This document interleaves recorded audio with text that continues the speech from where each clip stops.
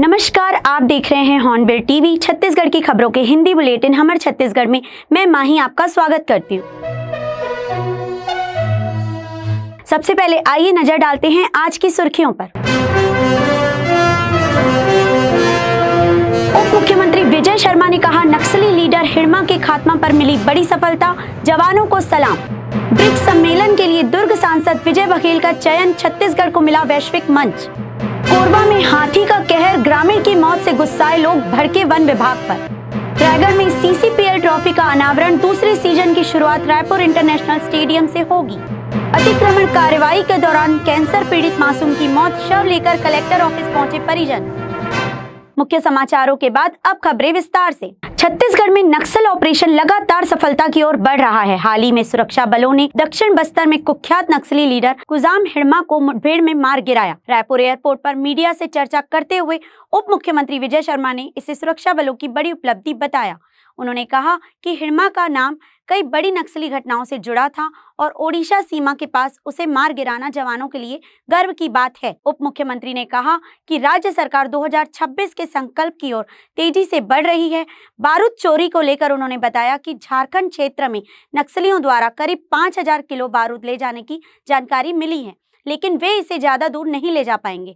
प्रधानमंत्री नरेंद्र मोदी के 11 साल पूरे होने पर विजय शर्मा ने कहा कि सरकार के कार्य जनता के सामने रखे जाएंगे और एक बड़ा आयोजन छत्तीसगढ़ में भी किया जाएगा। पुलिस कर्मियों के आउट ऑफ टर्न प्रमोशन को लेकर उन्होंने आश्वस्त किया कि बहादुरी को पूरा सम्मान मिलेगा। वहीं पूर्व मुख्यमंत्री भूपेश बघेल के बयान पर पलटवार करते हुए उन्होंने कहा कि नक्सलवाद से लड़कर ही जनता का आशीर्वाद मिलता है, फायदा अपने आप नहीं मिलता। हिड़मे या हिड़मा ये बहुत सामान्य नाम है दक्षिण बस्तर में, कोई बहुत ये नहीं है। मसला इतना उठा दिया गया है, विभिन्न प्रकरणों में, विभिन्न घटनाओं में इस नाम को इतना जोड़ा गया है, ये कह के कि बस्तर के आदिवासियों को चूंकि माओवादी नक्सली मारते हैं तो इस सब का ठीकरा भी बस्तर के किसी एक व्यक्ति पर फोड़ दिया जाए उसके सर पर, इसलिए इस नाम का बहुत उपयोग करके इसको बहुत हाईलाइट किया गया है।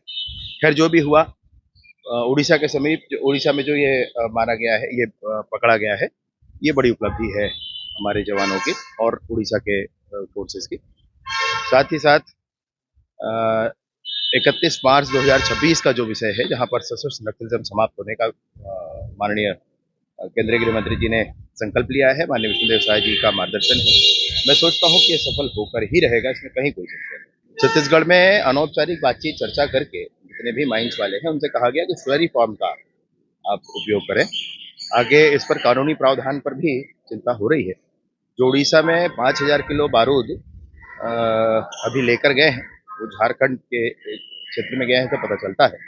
मैं सोचता हूं कि बहुत ज़्यादा दूर नहीं गए होंगे, वो पकड़े ही जाएंगे। माननीय प्रधानमंत्री जी के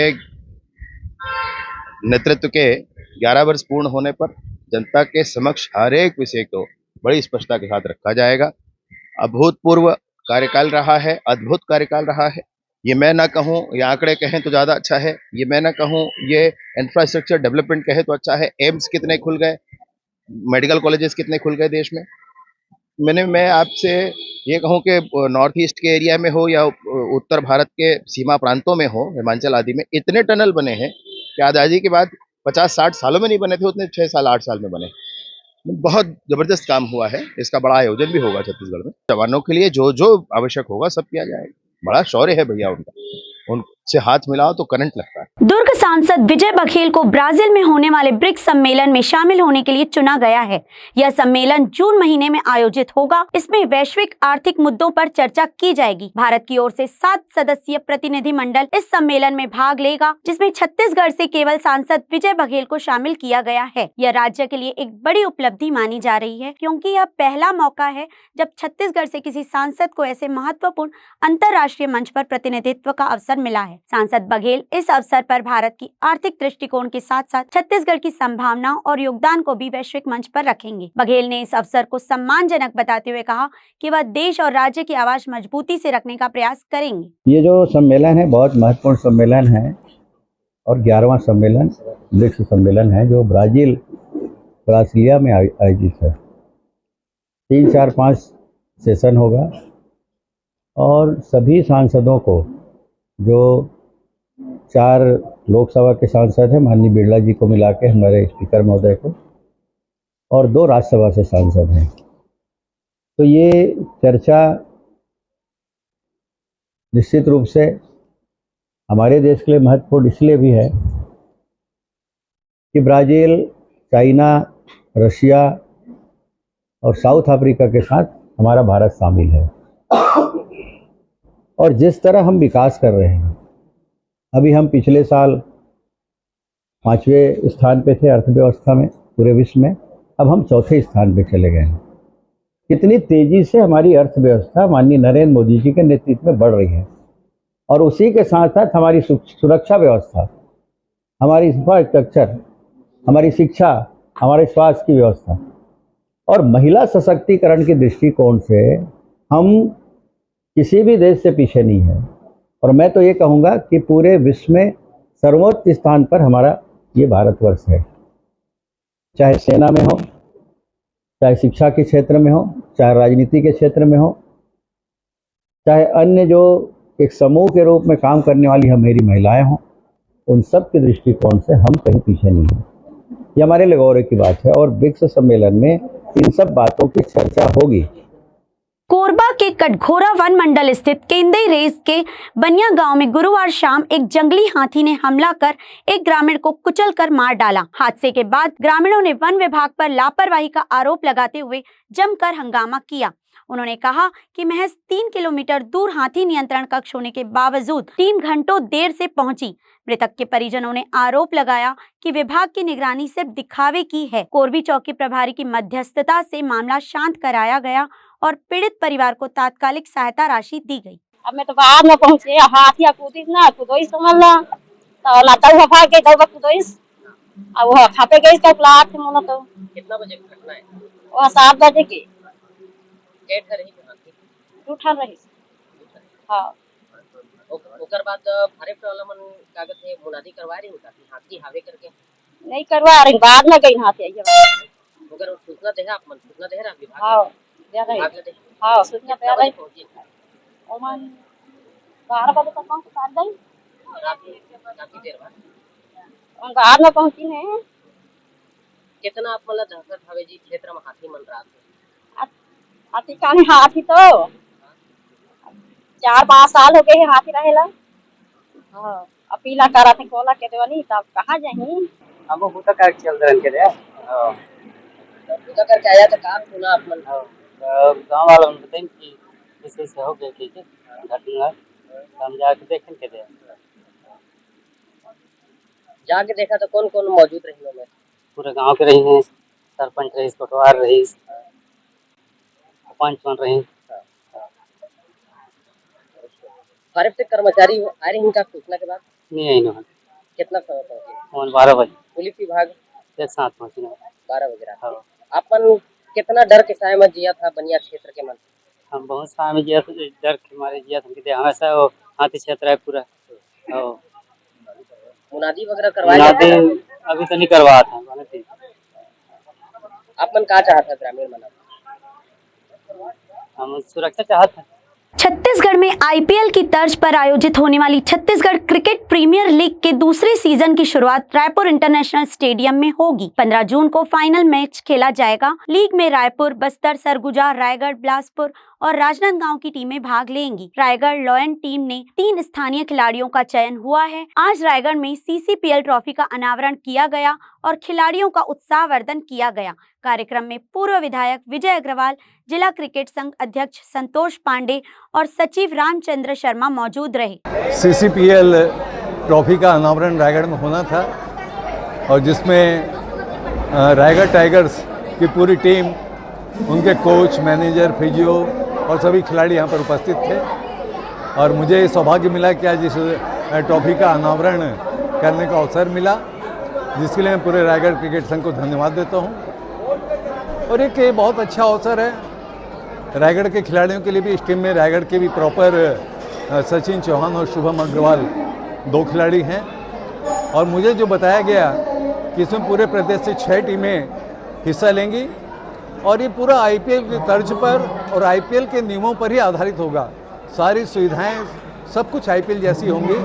तो इन युवा खिलाड़ियों के लिए बहुत अच्छा अवसर है कि ये इसको अपने भविष्य के लिए एक सीढ़ी के रूप में बनाएं, अच्छा मेहनत करें, अच्छा प्रदर्शन करें और आगे बढ़ें। यही मेरी इन सबको शुभकामनाएं। CCPL छत्तीसगढ़ स्टेट क्रिकेट संघ के द्वारा आयोजित ये एक बहुत ही बड़ी प्रतियोगिता है। छत्तीसगढ़ की IPL का है और पिछले वर्ष ये काफ़ी सक्सेस टूर्नामेंट था। इसमें हमारे यहाँ रायगढ़ लायन की टीम खेल रही है, जिसमें IPL रणजी ट्रॉफी के इंडिया खेले हुए खिलाड़ी खेल रहे हैं। हम सभी लोगों को इनके आज उत्साहवर्धन के लिए एकत्र हुए हैं। आज जो ट्रॉफी है उसके अनावरण के लिए आए हुए हैं और साथ में हम इसके खिलाड़ियों जो भाग ले रहे हैं रायगढ़ एलायंस की तरफ से, उनका उत्साहवर्धन कर रहे हैं। कितने टीम शामिल हो रही है? टोटल 6 टीमें हैं। रायपुर, बिलासपुर, बस्तर, राजनांदगांव, सरगुजा और रायगढ़। कितने दिन तक चलेगी? ये 6 तारीख से चालू होगा रायपुर इंटरनेशनल स्टेडियम में और 15 तारीख को इसका फाइनल होगा।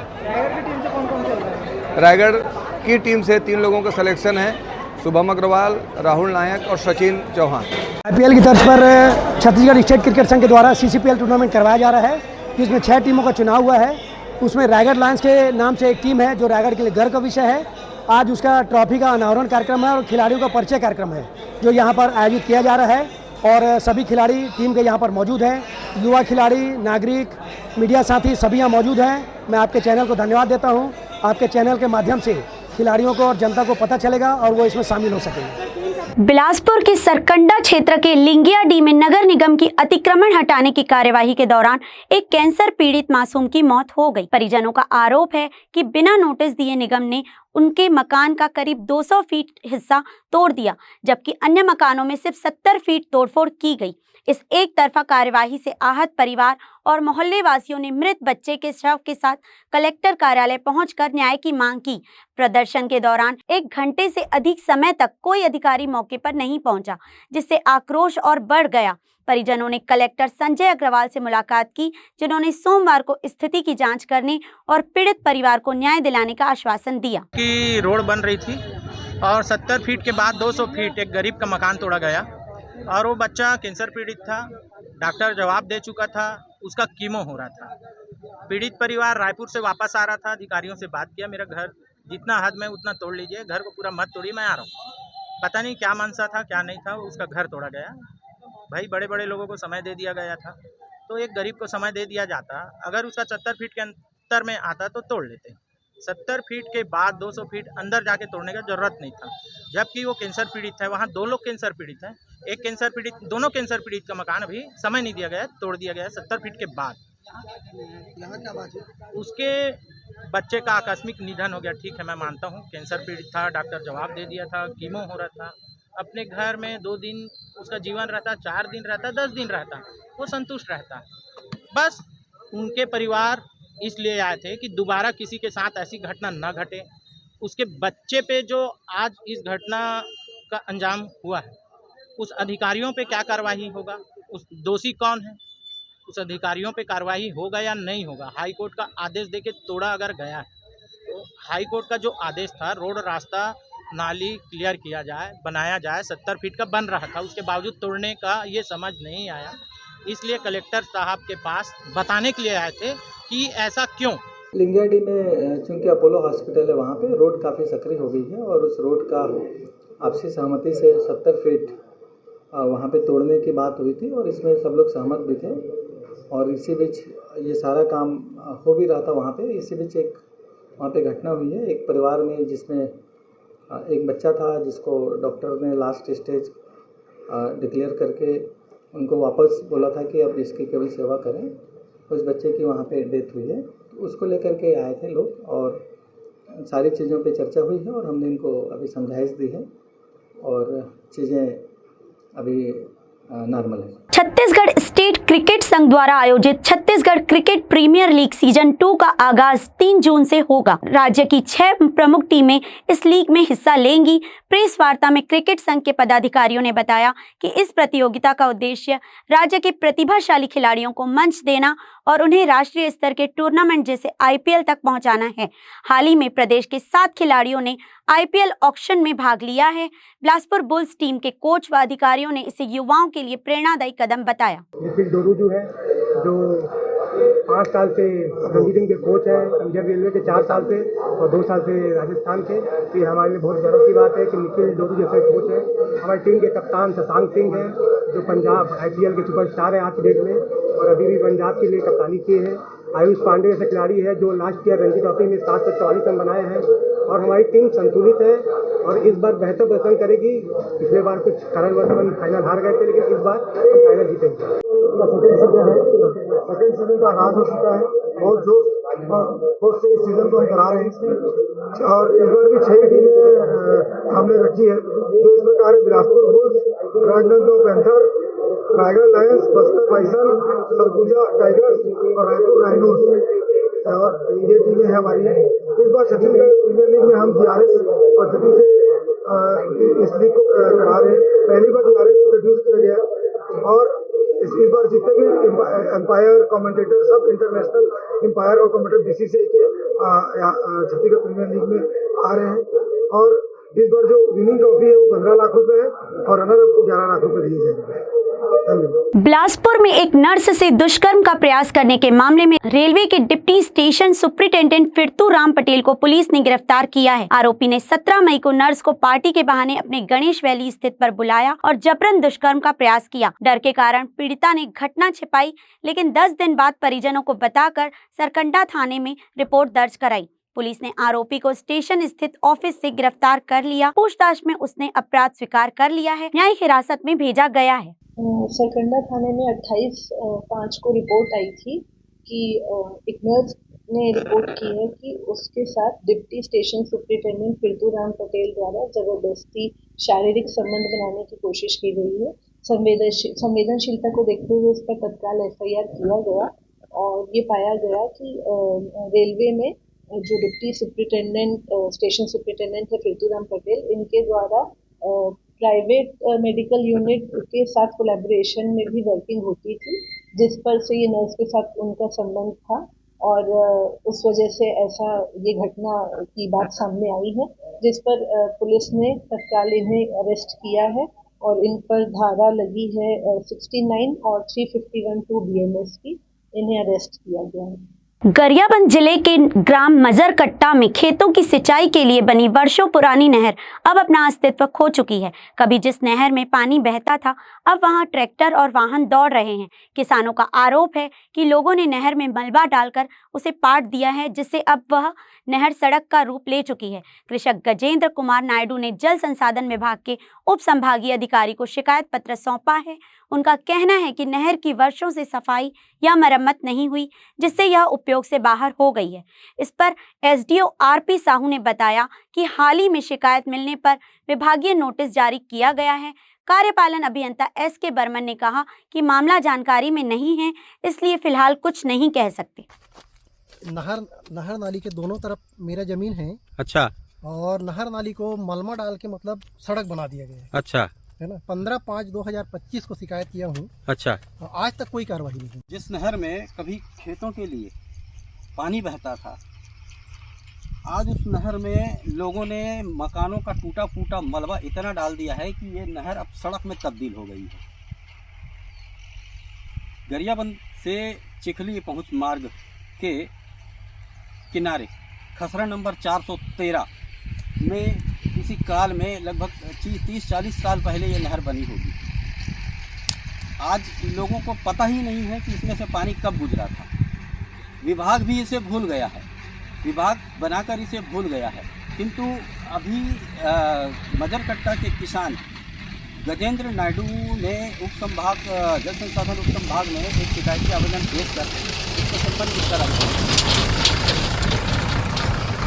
शिकायत में उन्होंने बताया है कि मेरे खेतों के बीच में बनी नहर में मलबा डाल करके इसे समतल कर दिया गया है, जिसकी वजह से भविष्य में उन्हें खेती किसानी करने में परेशानी हो सकती है। किसी समय में लाखों रुपए की लागत से बनी इस नहर की उपयोगिता कब हुई होगी, ये आज लोगों को पता नहीं है। स्थानीय निवासियों को पता ही नहीं है कि इसमें कभी पानी गुजरा था।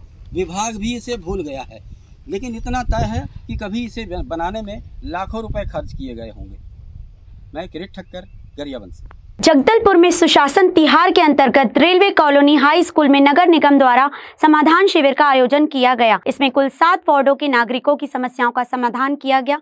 महापौर संजय पांडे ने कहा कि यह शिविर जनता और जनप्रतिनिधियों के बीच संवाद का माध्यम है, जहां समस्याओं का तत्काल निराकरण प्राथमिकता से किया जा रहा है। नगर निगम स्पीकर खेम सिंह देवांगन ने बताया कि 1 माह तक चलने वाले इस शिविर में कई मामलों का समाधान हुआ है। MIC सदस्य योगेंद्र पांडे और निर्मल पानीग्राही ने इसे सरकार की संवेदनशीलता का उदाहरण बताया। नगर मंडल अध्यक्ष प्रकाश झा ने केंद्र व राज्य सरकार को जनता की समस्याओं के प्रति गंभीर बताया। कार्यक्रम में हितग्राहियों को राशन कार्ड व आयुष्मान कार्ड वितरित किए गए और महिला बाल विकास विभाग द्वारा बच्चों का अन्नप्राशन कराया गया। बिलासपुर रेलवे स्टेशन की सुरक्षा पर सवाल खड़े हो गए हैं। एक वायरल वीडियो में स्टेशन की पार्किंग में कुछ युवक खुलेआम गांजा पीते नजर आए, जिससे हड़कंप मच गया। यह इलाका हाई सिक्योरिटी जोन में आता है, जहां प्रतिदिन हजारों यात्री आते जाते हैं। वीडियो में किसी सुरक्षा कर्मी की मौजूदगी नहीं दिखी, जिससे रेलवे और स्थानीय पुलिस की कार्यप्रणाली पर सवाल उठ रहे हैं। नशेड़ियों का इस तरह बेखौफ जमावड़ा यात्रियों, खासकर महिलाओं और बच्चों की सुरक्षा के लिए खतरा बन सकता है। अब देखना होगा कि जिम्मेदार अधिकारी क्या कार्यवाही करते हैं। आज के अंक में बस इतना ही। छत्तीसगढ़ की ताजा तरीन खबरों के लिए देखते रहिए हॉर्नबिल टीवी।